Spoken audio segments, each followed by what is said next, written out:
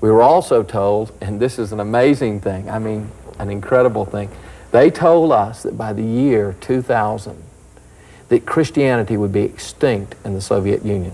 Now that's 10 years from now, and what we're going to see and hear about today is incredible. When they told me that back in 1974, just the opposite is taking place in the Soviet Union today. No government, I don't care how big they are, how great they are, no government can stop the work of God.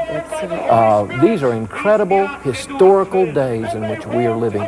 God is doing, I would put what is happening today up against any great revival of past history. These are historical moments in which God is working in the life of the church around the world, and especially in Eastern Europe. Let's go back to December the 17th, 1989, a historic day. I was in my mother's home. My son came in. We were visiting her for Christmas and said, Dad, something terrible has happened in Timișoara. It's on TV. People have been massacred. Well, I've preached in Timișoara more than any other city in all of Romania. And some of our dearest friends are there, and we began to try to find out what was going on. Within that week's time, I was on several radio broadcasts nationally here in America about it, trying to call for America to help the Romanian people. And a friend of mine got through to Romania. He just pushed redial for 36 hours, finally got through in the middle of the revolution, talked to Dr. Titus Colția, my dear friend who is now on staff. We'll have a picture of him in just a moment, but is on staff with us now. But he got through, and Titus said to him, tell Sammy to come immediately to Romania. The glory of God is over the nation. Well, I immediately left and took off for Romania. I arrived in Romania on January 1st. When we drove up to the border before the revolution, you know, the first question asked was, do you have Bibles? Do you have guns or weapons, or do you have pornography? All three were considered to be very dangerous. If you had Bibles, you could be in trouble. Well, we pulled up to the border. The border guard came out, he asked us to get out of the van, and he said, do you have any Bibles, and are you a Christian?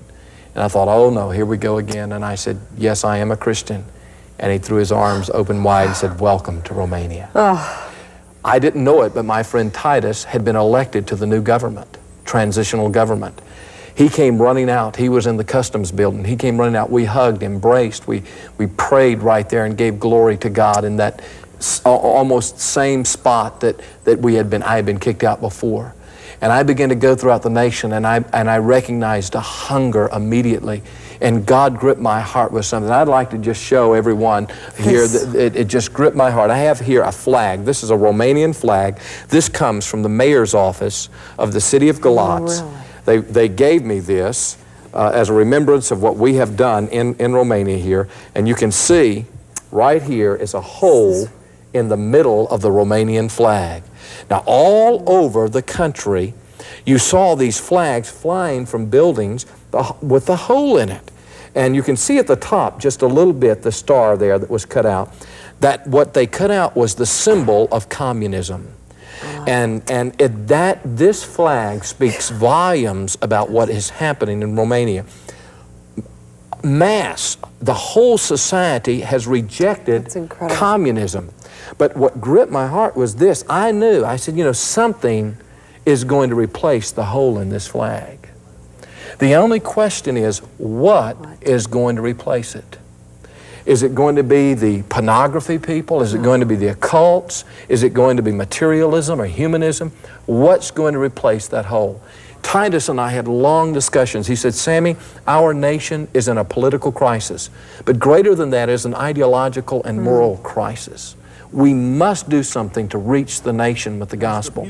He and I teamed up, and we decided to do that. He asked me to come back to Romania and preach, and I said, Titus, my schedule's full. So what we decided, we started changing a few things around, and I said, look, I'm going to the Soviet Union, what we just discussed just a moment ago. I'm going there in May, but what maybe I could do is I could come in for 3 days and just meet, and we can decide what to do in the future. 3 weeks before I was to go in May, he called me, he said, Sammy, I've got a football stadium. The first football stadium ever in the history of Romania. I preached. It was a week before the elections. It began a whole new era of evangelism for Romania. Now, we finished this crusade. 3 days, had about 4,500 people come to Christ. We finished this crusade in Baia Mare in Romania. left there, went to Kishinev. Now, what I was to do in Kishinev was to teach on prayer from my book, The Prayer Factor. So I went in and was teaching the leaders on prayer, but we had just come out of this great historical experience in Romania. So they said, would you come and do that in our city? And I said, well, I would love to. And boy, we started making plans, and a committee was formed. All the churches, the unregistered, the registered, the Baptist, the Pentecostal, the Romanian speaking, the Russian speaking, all the churches came together and voted to have me come back for a crusade in the football stadium of the Republic. Well, the last thing that they said before we left there in May, the head man of the Evangelical Council of Evangelicals and Baptists for Moldavia was called in by the government. They wanted to know what we were doing there. And he told them that we wanted to hold a crusade in a football stadium, and we were making those plans. And they said, well, we'll give permission for that. The only thing we have to check out is this guy, Sammy Tippett, to make sure he's okay. And then when that man told me that, I thought, oh no. You know, if they check me out, you know, I've got a record. And so I said, you know, they'll never let me back into the country. Well, little did I know what was going to happen. I came back to the United States. Within 2 weeks, I had an official invitation from the churches and from the government to come to Kishinev. Titus went back in to make preparation.